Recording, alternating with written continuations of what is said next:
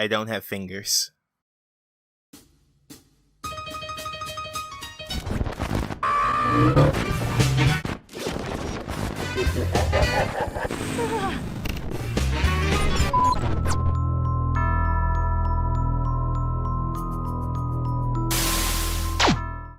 Hello everyone and welcome to Hats Off. I'm your host and mistress of the night, the Angelo Edwards. Today I am very excited because we are going to be going over one of my favorite topics. Torture? Close, but not this time. But hit me up after the show. I have a soliloquy about Iron Maidens that I have been dying to get off my chest. No, today we are going to be taking a deep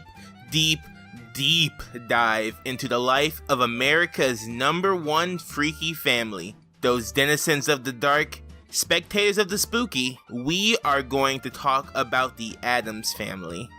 The Addams family is a very special franchise to me because it was one of the few things that every generation in my family consumed at one point or another. Older members read the comics, my mom and my grandma watched the original show, and I adored the 90s movies and cartoons.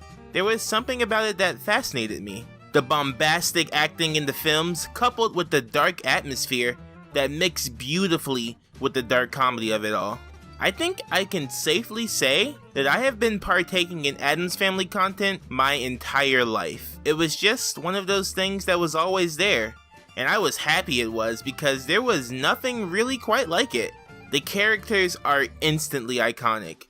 They've influenced property after property, and they even played a huge role in the modern golf culture of today. So every time you see a big titty golf girl, you have the Addams family to thank for that. So in order to show my respects to the creepiest family in America, well, besides this one, I will be going over everything that has come from them since their inception. So from the first comic strip to their newest movie, and all the delightfully demented stuff in between, join me as I journey through the creepy, the kooky, the mysterious and spooky, the altogether ooky history of the Addams family.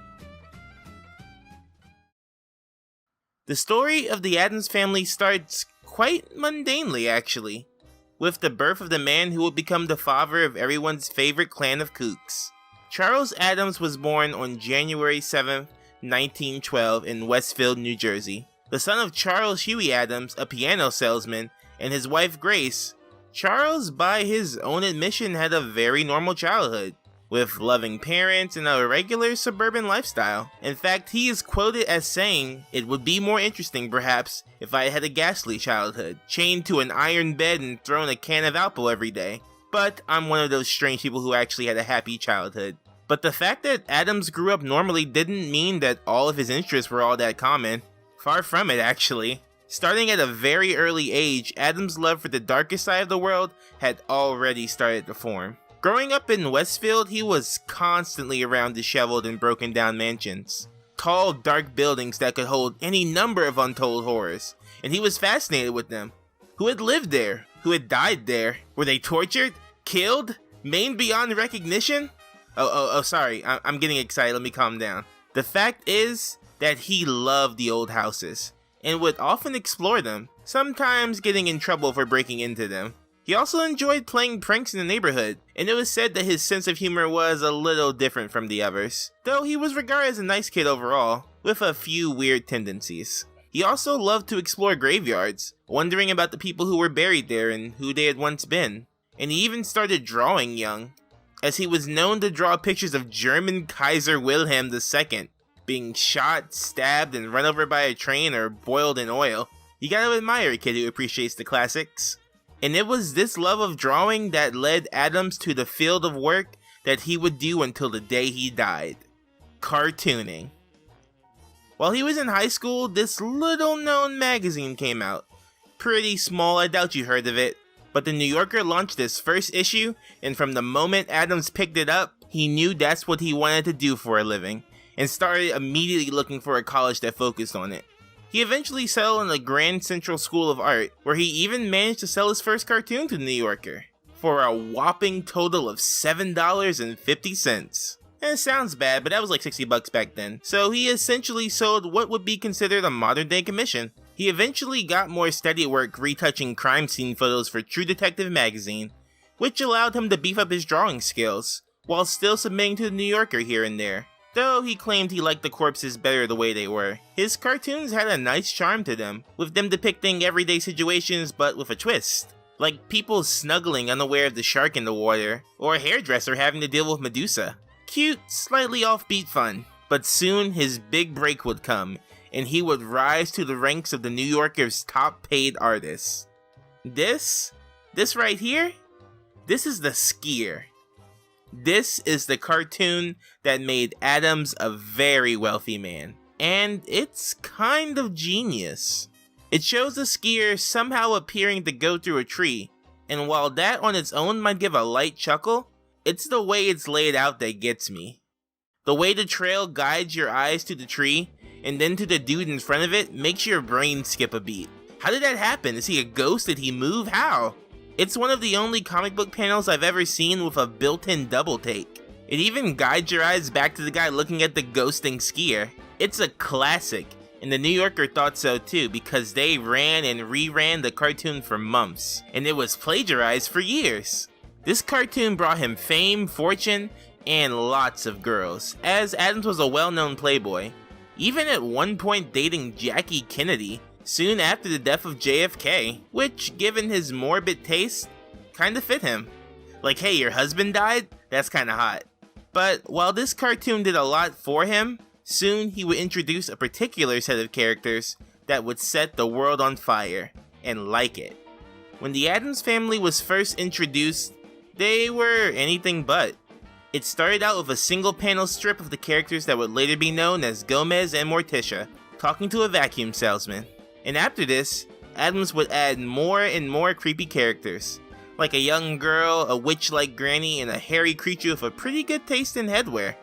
But they were never drawn together until later, where they became known as Addams' family of ghouls.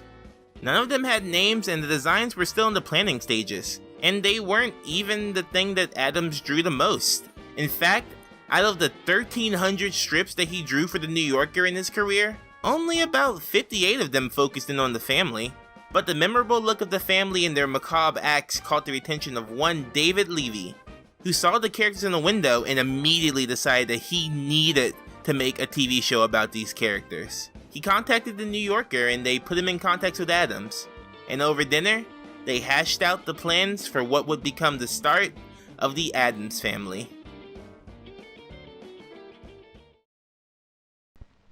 Once each week, the Addams family open their home and invite you to join their Addams world. They're always cooking up something special. Uh-huh. That's odd. What's odd, dear? Didn't know Cousin Imar wore turtleneck sweaters. Now, a lot had to be done in order to turn this concept into a full-fledged TV show. But what the characters really needed were names and personalities. So Charles Addams went to work naming the characters and drafting a basic outline of what they were like, with the actors filling out the rest of it with their performances. And with the twisted mind of Charles, combined with the amazing talent gathered, we got what I think is one of the greatest sitcoms ever put to TV. The 1960s Addams Family series has not lost a step in the near 60 years that have passed since it first aired. It stars a family with strange tastes that inhabit a giant, creepy mansion. Rich beyond belief and perfectly content with themselves and their customs, the Addams would be shown spending time doing the things they loved, like feeding their carnivorous plants, playing with the family pet octopus, or sharpening the post on their possessed front gate. Just your typical nuclear family type stuff. The writing is tight and hilarious, the set design is amazing and intricate, and the entire time I was rewatching it, not once did I get bored. And that is entirely thanks to the amazing performance of the cast, starting with John Astin as Gomez Addams, the patriarch of the family. Now, John was in the process of making a name for himself, which had led to some small roles in things like West Side Story, but as Gomez, he truly shined. Originally in talks to play the butler of the family, After some talks with the producers, John was instead cast as Mr. Addams, which was a big relief to him, because he did not know how he was going to get that big so quick. Oh my. And thank God he was cast as Gomez, because he kills it every time. No longer just a simple down-to-earth, if not slightly spooky father figure, John transformed Gomez into a chain-smoking, sword-fighting, suave and sophisticated dynamo of a man. With impeccable comedic timing, unstoppable energy, and his trademark glare, John essentially solidified the look that Gomez would have for the rest of time. Gomez is a great character. He's generous, adventurous, he loves his family, and most of all, he shows a level of tolerance and confidence that seems years ahead of his time. He wasn't afraid to show emotion, he got angry, he got sad, he relished in trying new things or just playing with his iconic toy train set, which he would delight in blowing up. They showed him playing with his trains multiple times throughout the show's run, but whenever he would blow them up, they would always use the same footage, which does save time and money. Like when I blew up that city, I made sure to tape it. Good B-roll like that doesn't come around very often. But Gomez was amazing, and John did everything in his power to make him so. He grew a mustache for the role, and because John smoked cigars at the time, he thought Gomez should as well. Though there was a special rule he followed. Gomez was always supposed to smoke a full cigar. If the cigar got too short, it wouldn't look elegant, so he would be constantly replacing the cigars, putting the discarded ones into his suit pocket, which had been lined with asbestos, which is poison. John is still kicking around at 90 years old, so heck, maybe poison and cigars combined to make you stronger. Sounds right to me. This led to a lot of wasted cigars, which was not a problem seeing as though the show was sponsored by Dutch Masters. Between the Addams Family and the Flintstones, it feels like the thing that every sitcom had in common back then was a case of black lung. Flintstone has been brought to you by Winston, America's best-selling, best-tasting filter cigarette. Winston tastes good like a cigarette should. But rounding out Gomez was the lady of the house, Morticia Addams, played by Carolyn Jones, affectionately nicknamed Tish by Gomez. The sultry, witch-like mother of the home, Carolyn breathed a lot of life into the role. Well, maybe not so much life, considering that she was playing Morticia, but the closest equivalent was definitely given. Quiet, subdued, and multi-talented, Morticia was also a strong presence on the show. With her dark long hair and her tight black dress, she quickly caught your eye. She used baking powder instead of cosmetics, and she tended to a large array of poisonous and lively plants, with her favorite being her pet African strangler, Cleopatra. Although the quieter of the two, it was really her that ran the house, with Gomez tending to her every whim. Though their love was mutual. In fact, if anything, I would say it was very mutual.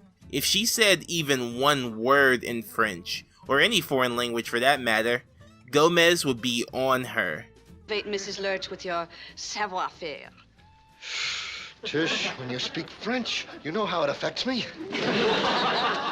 They had a very strong chemistry, which was strange for the time, because with any other sitcom married couple, you would assume that they had never even held hands, much less kissed.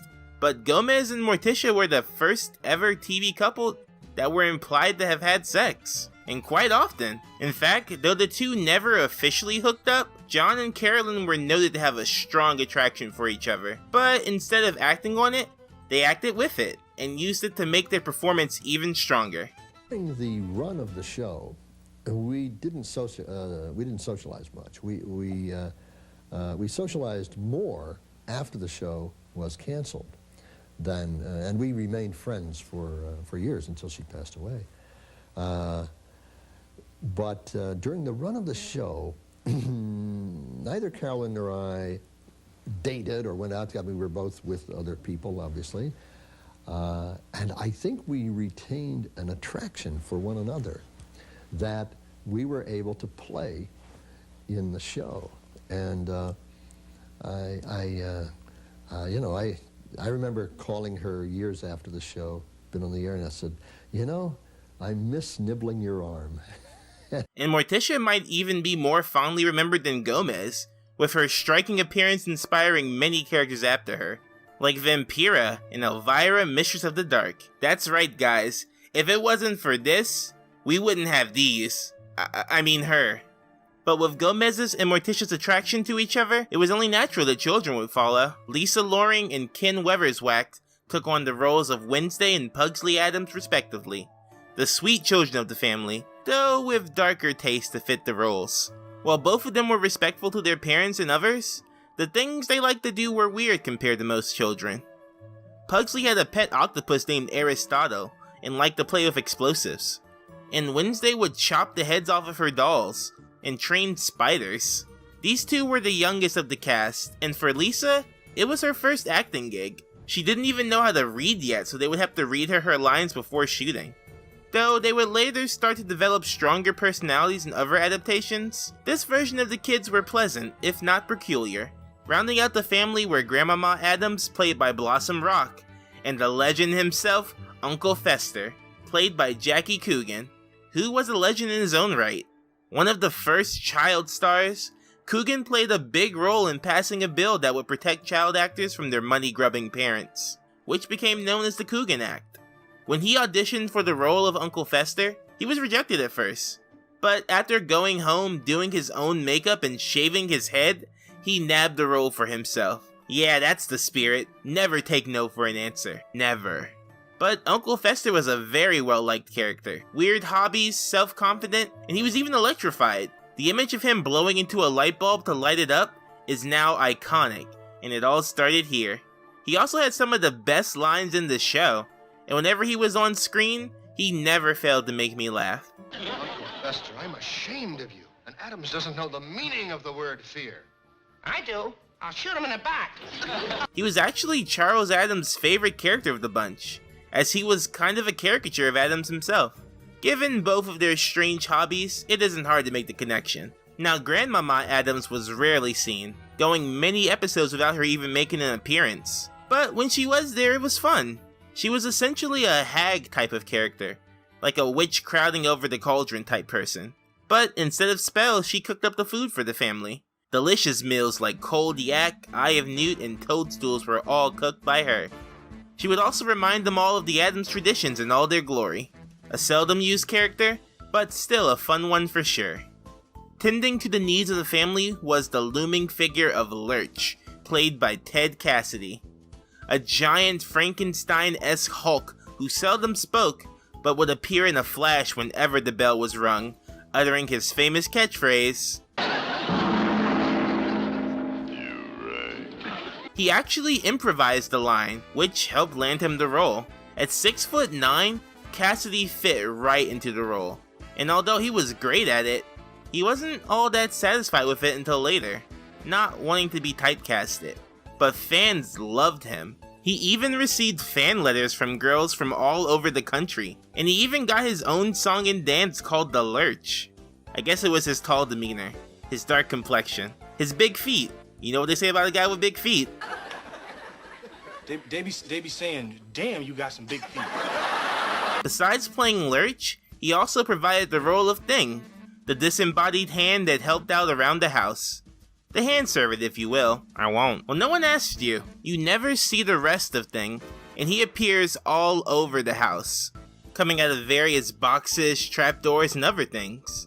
He communicates with sign language, Morse code, and music, and is Gomez's oldest friend. Originally, Thing was just going to be a head that traveled around on a dolly, but it was agreed upon that a hand would be a lot more palatable. Although this was the main family, the Addams had many distant relatives who were just as interesting as they were, with the most famous being Cousin It. Cousin It was unique in that he was created especially for the show, rather than starting in the comics. A talking bundle of hair and not much else, his high-pitched mumbling and signature derby hat made him eye-catching and memorable. I especially like that out of all the Addams, it's shown that he gets out the most. Though it makes sense, I mean look at him. That style, that class. Today's youth could really learn something from him. Now I want to talk about something that had just as much personality as the characters themselves. And that is the now iconic Addams Mansion. It was based on the abandoned homes that Addams would explore in his youth, but it also took a lot of inspiration from the apartment he kept. which was full of odd knickknacks like suits of armor and his crossbow collection.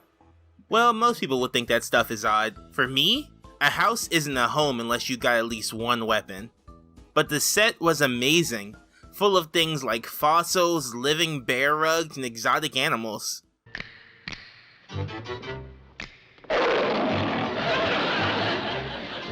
The show was filmed in black and white, so they actually had to paint a lot of the set in shades of red and pink to get just the right look.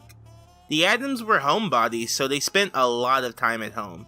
Neither of the parents worked, and the kids would often stay home from school. So they had to make sure the set that you would see the most often was interesting. And because it was a mansion, there were plenty of rooms and gardens to keep the place interesting.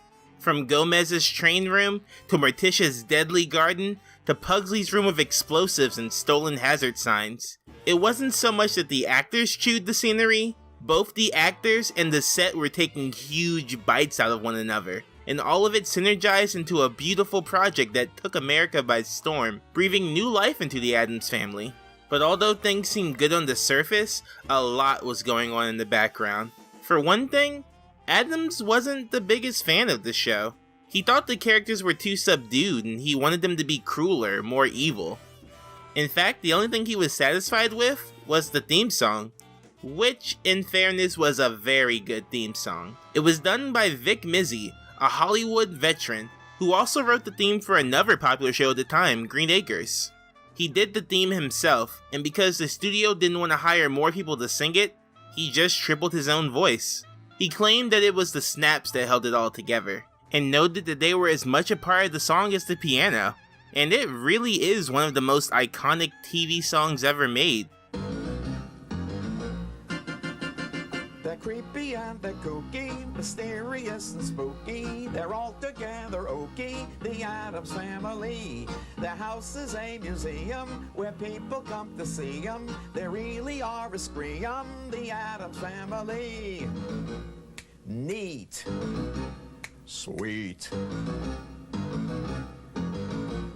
Petite, so get a witch's shawl on, a broomstick you can crawl on. We're gonna pay a call on the Addams family. 2 finger snaps and you live in Bel Air. Don't you know that? I've never met a single person that didn't at least know half of it. But back to the problems behind the scene. Besides the fact that Addams wasn't the biggest fan of the show, he wasn't really making that much money off of it either, thanks to the actions of his second wife, who was often abusive to her husband. Even at one time chasing the man around with an African spear. Some guys have all the luck. But on a serious note, she cleaned him out, using her skills as a lawyer to gain full control of the TV show, even threatening to pull the plug if she didn't get enough money. But to be honest, none of that really mattered, because the success of the Addams family would not last that long. While it was popular, it was never massively popular, and it competed with shows like The Munsters and Bewitched for the ratings it got. But the final nail in the coffin was when a certain spandex crusader took to the air. Yep, it was Batman who finally axed off the Addams. Producers thought people would look at the two shows in the same category of offbeat humor, and decided that rather than let the Addams family decline to nothing, they would instead pull it all together, ending the show in 1966 after a short 2 years.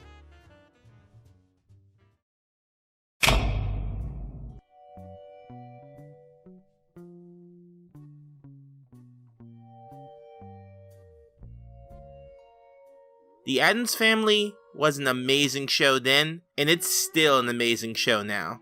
It completely shattered all interpretations of the sitcom family, showing a loving husband and wife who were actually allowed to touch each other, respectful kids with parents that encouraged their interests instead of stunting them, and just an overall message of tolerance, family love, and standing up for one's way of life.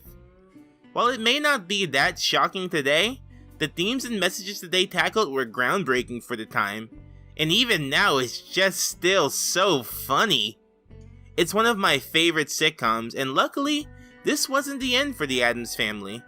Because of the show, the New Yorker stopped publishing the strips themselves, but the Addams Family continued to live on in reruns and specials. The Addams Family Funhouse was a pilot made to pitch a new series starring the family. It was more of a variety show than the sitcom format of the old one, and it starred an almost entirely new cast, with Butch Patrick taking on the role of Pugsley, which was funny seeing as how he played the role of Eddie in The Munsters, one of the Addams family's biggest competitors. I would show you guys what it looks like, but sadly it seems to be lost media for now, and I couldn't find any footage of it. To be honest, it doesn't sound like it was that good, and maybe that's the reason it wasn't picked up after the pilot aired. But this wasn't the end, because the family would soon be back in a brand new animated format. In 1972, the Addams Family made a special appearance in an episode of the new Scooby-Doo movies, which was a Scooby series that had a lot of guest stars on it, mostly Don Knotts. Like, I swear, every other time I watched this show, it was like a 50-50 chance it would be Don Knotts. Why did they like Don Knotts so much? Why can't I stop saying Don Knotts? Anyway, this episode was extremely well received, and it led to the family getting their own cartoon. And I can see why. The Addams Family episode of Scooby-Doo was one of my favorites, and it's still pretty funny today. Though, of course, the animation is pretty dated. In fact, I think they should redo it. Take more inspiration from the more modern Addams Family stuff, and make a straight-to-DVD movie. The last few ones they did have been pretty good, and they've even done some crossovers so it wouldn't be out of place. Make it happen. But this crossover led to the 1973 Addams Family cartoon, which in my opinion isn't all that great. Produced by Hanna-Barbera, it was made more so with children in mind, so it lost a lot of the wit and snappy humor, and added a lot more slapstick and sight gags.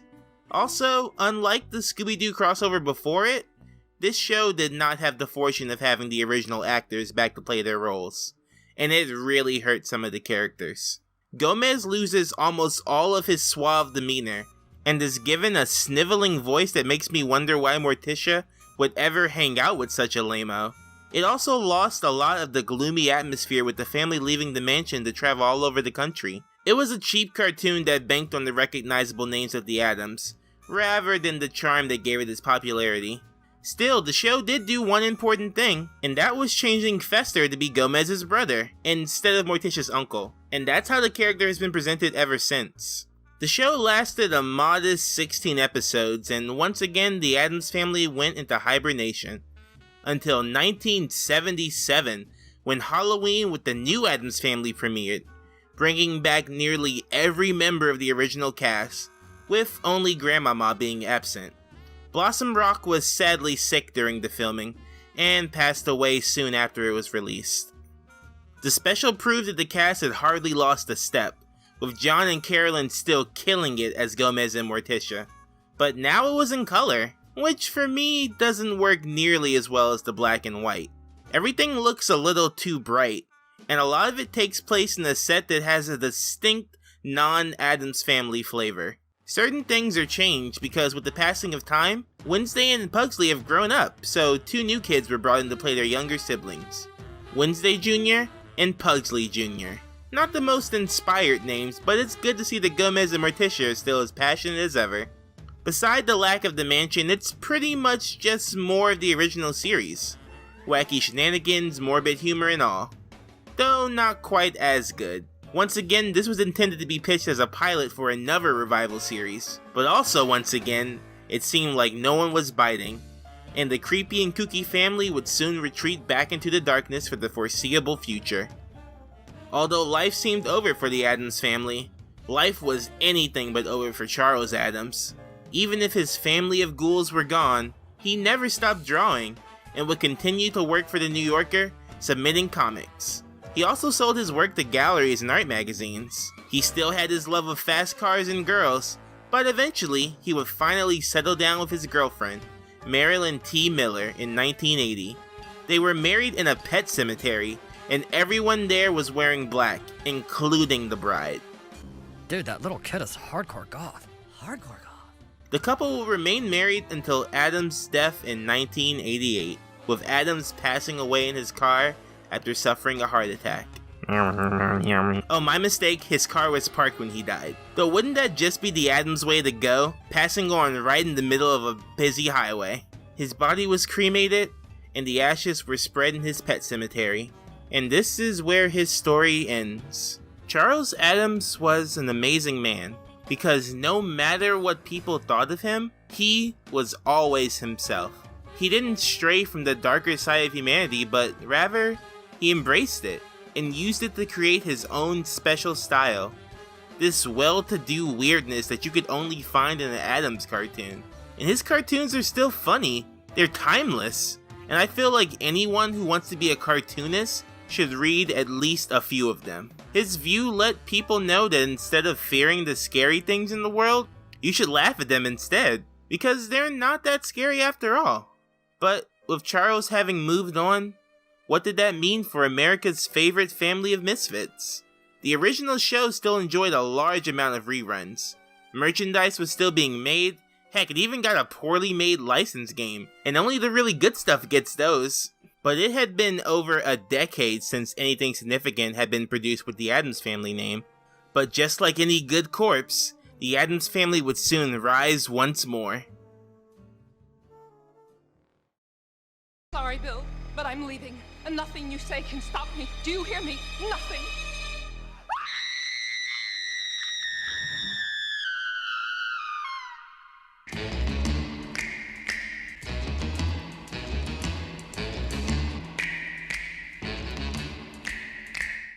In 1991, the Addams Family would make its first feature film debut. Produced by Scott Rudin, he apparently got the idea to make the movie while in a car ride with some Fox marketing guys and their kid. The kids started singing the song and everyone in the car joined in. They all knew the words, the melody, and when to snap. It was amazing. Several different generations, but they all knew the Addams Family.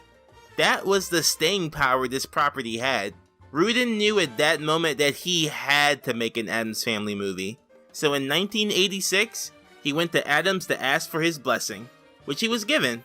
The film had a rocky start, with most of the production rights of the Addams Family belonging not to Fox, who Rudin was associated with, but to Orion Pictures, who did not want to sell, given that they had plans for a reboot series.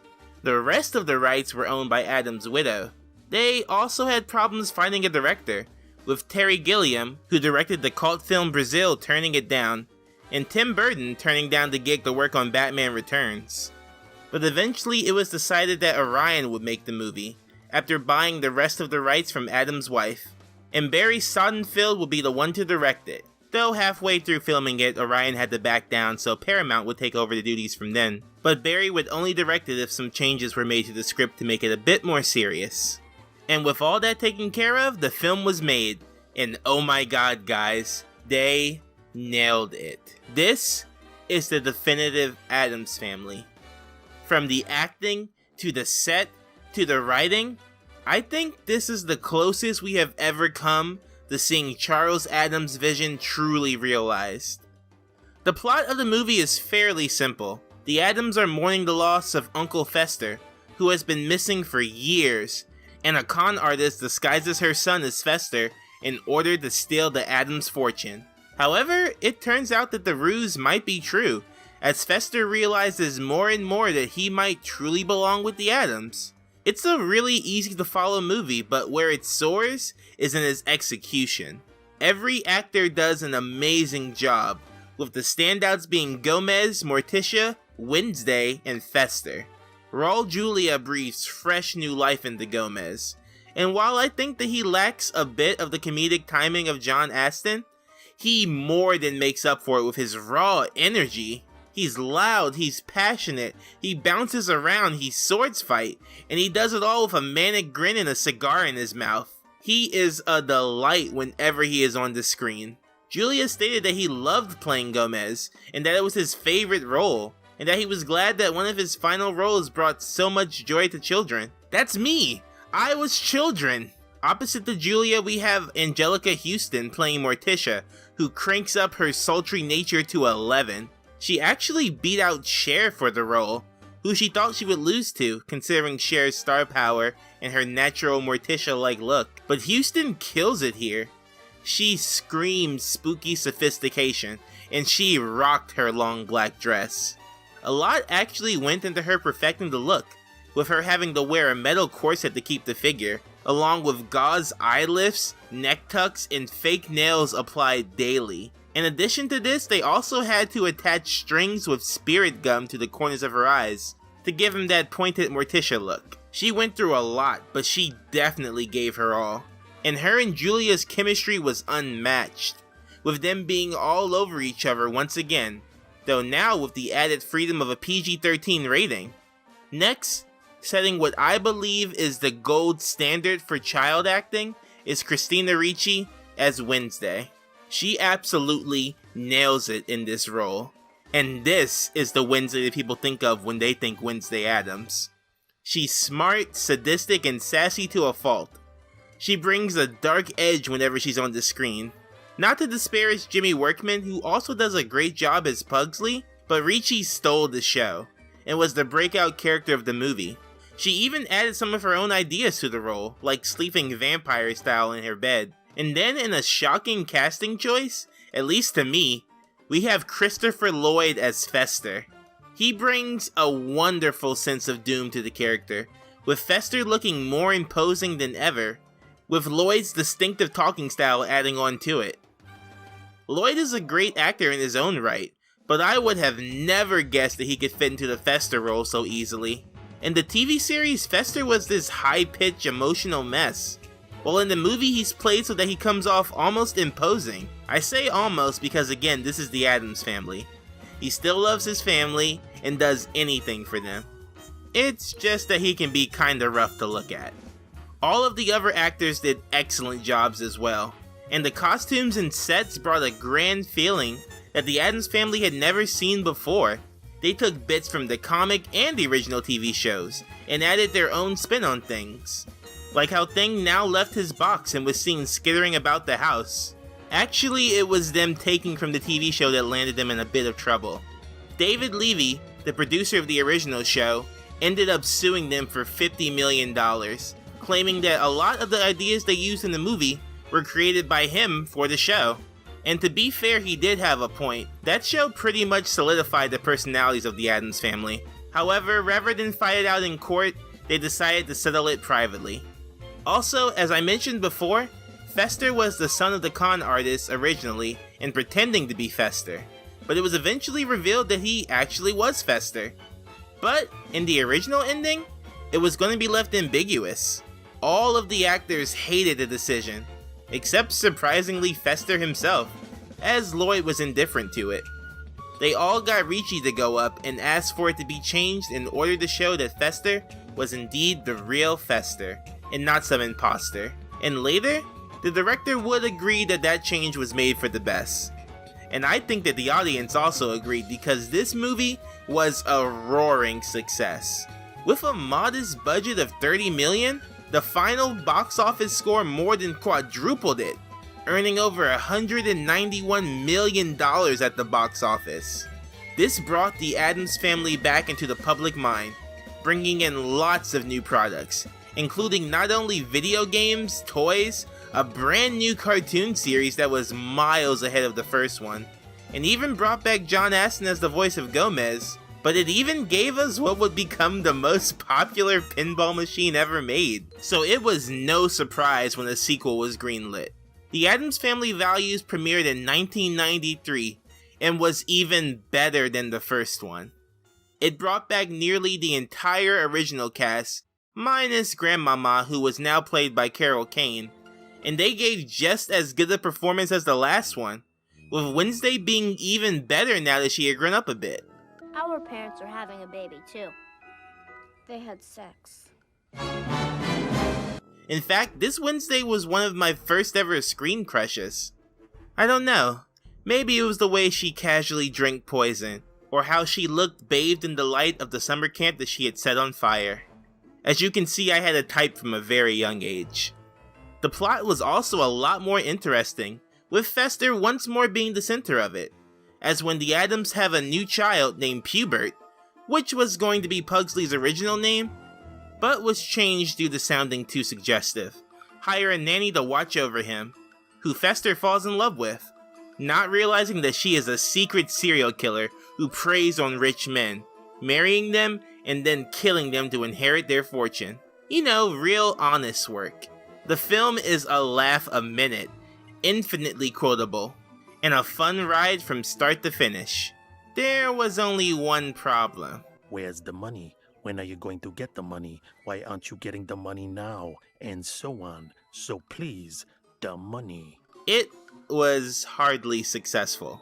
It didn't flop, but with a box office of only $48.9 million against a budget of $47 million, I can see why the studio wasn't so keen on making another one. That, and the fact that Raul Julia would sadly pass away in 1994 after suffering a stroke, was the final nail in the coffin of the trilogy that would never be. But the two movies that we did get are bona fide staple films now, and several of the actors went on to have pretty successful careers. Heck, Christina Ricci even went on to play Trixie in Speed Racer, another of my favorite movies. Seriously, go watch Speed Racer, it's so good. But sadly, this would mark the start of another hiatus for the Addams. But this one would not be that long, though after seeing what came next, you might wish it was longer. Produced by Saban of all people, you know, the Power Rangers guys? Addams Family Reunion was made in 1998 as a TV pilot to introduce a new Addams Family series. It is a complete reboot from the movies, with the only thing linking it being that the actor that played Lurch returned. And I gotta be frank here, guys.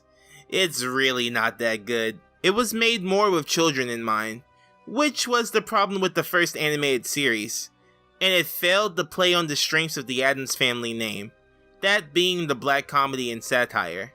But this thing is a cheaply made snore fest that only the most hardcore Addams Family fan needs to watch. It once again separates the Addams from the mansion, and has them hang out in a country club, with them mistakenly joining a family reunion for the Addams with 1D, not 2. And it's just kinda dumb. Fester has become more of a Beetlejuice clone, who messes around with an awful looking CGI dog for most of the movie. And the kids playing Wednesday and Pugsley especially, lack the charm of the original actors. In fact, the only reason this thing might be worth watching is the fact that Tim Curry plays Gomez. And Tim Curry is always a treat. But when Tim Curry can't save your movie, you know you have a problem. The reception for it was lukewarm at best, but it still managed to score a new show aptly titled The New Addams Family. There isn't really much to say about it. Like, it's fine. It's more like the original show than the movies, but with more modern references. They redo a few classic Addams Family episodes and it can look nice sometimes. It did pretty well in the ratings, but was ultimately cut after one season. One notable thing that they did was that they got John Astin back to play Grandpa Addams, and it was really cool seeing him again after all these years, especially considering he's one of the last surviving members of the original cast. But this is where the franchise would once again go into an extended slumber, all the way into 2010, where an entire Broadway musical debuted.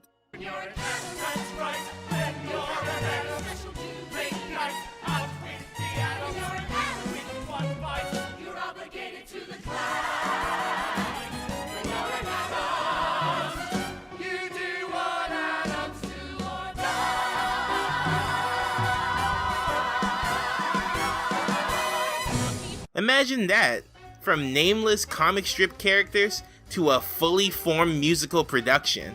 Addams would be proud. The rights were negotiated from the T. and Charles Addams Foundation when the musical began talks around 2007, and did a trial run in Chicago in 2009 before finally premiering on Broadway in 2010. And once the show was done and the reviews started pouring in... Okay, turn it off.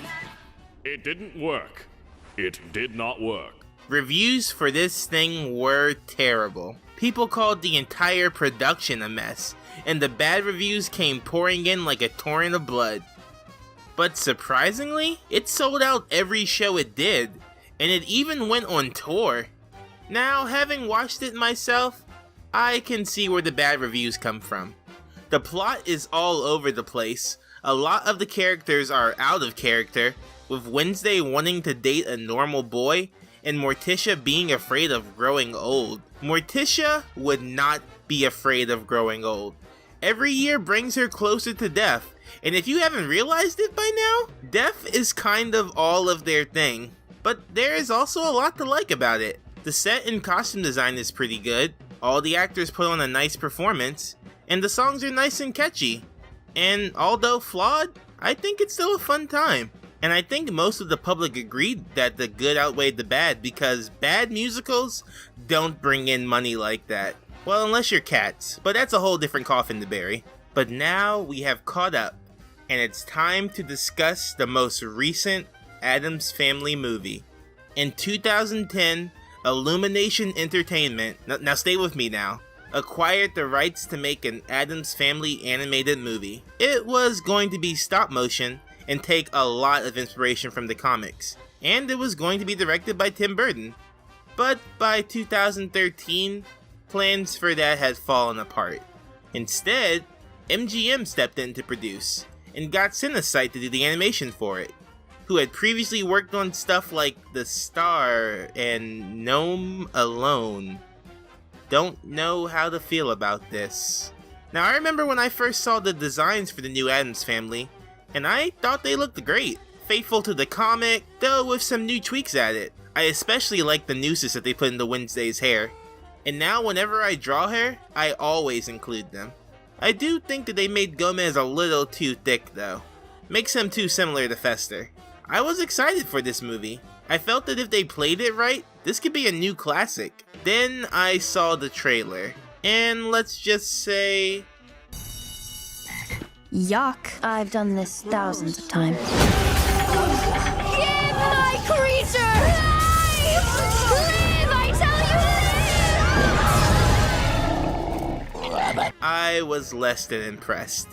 I put off seeing it until now. The only experience I had had with it was with drinking the tie-in black cherry slushy. But now I have finally watched it, and oh boy, does it have problems. Now first, I want to talk about the positive, because that's what this channel is about. I try to see the good in everything, because all things have a little something nice in them. That's what I keep telling myself. So let's talk nice. First of all, the animation. The animation in this movie is really nice. The style of the old cartoon is done well here, and during some of the more fast-paced action scenes, it can get really chaotic and fun. The colors can look really nice as well, as whenever we are in the mansion, it sets a nice vibe. And for some reason, even with how thin and pale Morticia is, they really went all out on her butt for some reason. I mean, I'm not complaining, I just think it should be mentioned. I also think the voice actors provided a pretty decent performance. Definitely not the best I've heard. Gomez is very subdued, and Pugsley sounds a lot like Montana Max for some reason, though it kinda grew on me as it went on. Sadly though, that's pretty much all the good things I have to say about the movie. It's not an awful movie, it's just aggressively bland, and the Addams Family should never be bland. I mentioned that the animation can be nice. Well, that's only when the Addams are on screen. Whenever we're dealing with the regular characters, it feels like we're getting the scraps of a lesser Illumination product, somewhere in between Minions and Secret Life of Pets. Also, a lot of the characters seem off.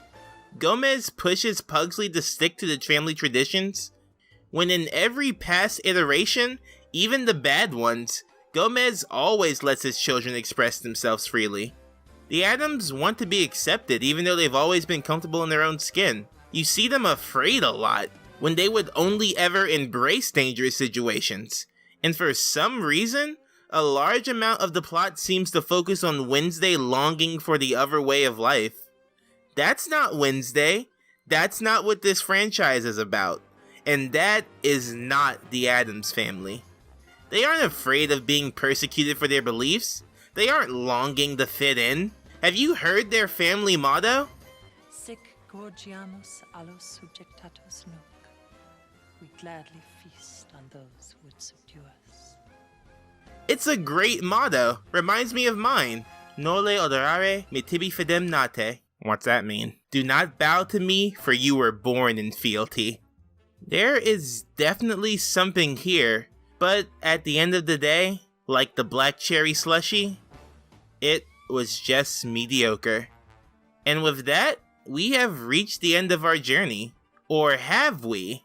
Although critically the movie wasn't the best received, it did make a killing at the box office, making over $200 million against this $24 million budget. Even accounting for the marketing costs, that is too much money for them not to attempt to make another one. And indeed, a sequel has been greenlit and is set to premiere on Halloween 2021. And that's not all. Remember our old buddy Tim Burton? Well, he is set to develop a brand new TV show for the Addams family, though not many details have been mentioned yet. Though it is being written by the guys behind Smallville, so I guess at least half of it's gonna be good? It has also been rumored that it will be set in the modern day and will be told from Wednesday's point of view. And with that, we are caught up with the entire history of the Addams family.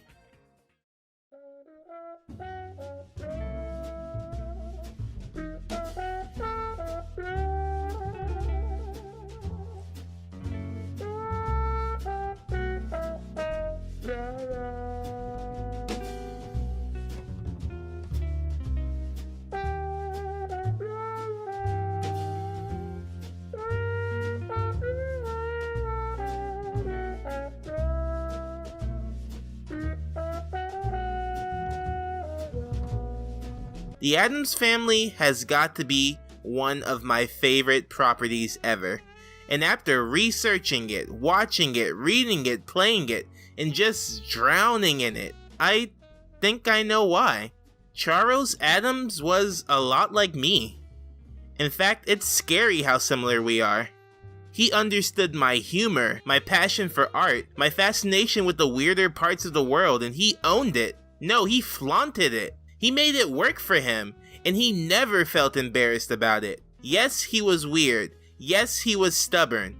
But he knew what he wanted to do, and he didn't let anyone get in his way. And his passion shines through in the characters he created. They are weird, strange, and positively freakish by normal standards, but those are normal standards, and they don't conform to those. They love the way they are, and they love each other for the way they are. Every person in the Addams family would do anything for the other, and anything to protect their way of life. And if someone threatened your way of life, they wouldn't stand for it. The Addams family preaches a message of tolerance, self-acceptance, self-expression, and familial love stronger than almost anything I've ever seen. And no matter the quality of the product, you can always see a shimmer of that shine through. So yeah, they're creepy and kooky, mysterious and spooky, and altogether ooky. But you know what else they are? They are happy. They are content. Not the fake happy that media tries to push on you. No, they are the real deal. And I think it's high time we make American families a lot less like the Waltons and a lot more like the Addams. So, I want to thank you, Charles Addams. Thank you for this delightfully morbid little franchise that I grew up with. That helped me know that no matter what I decided to be, the most important thing was that I wanted to be it. And that sometimes when you peer into the abyss, listen closely. It might say something funny back at you.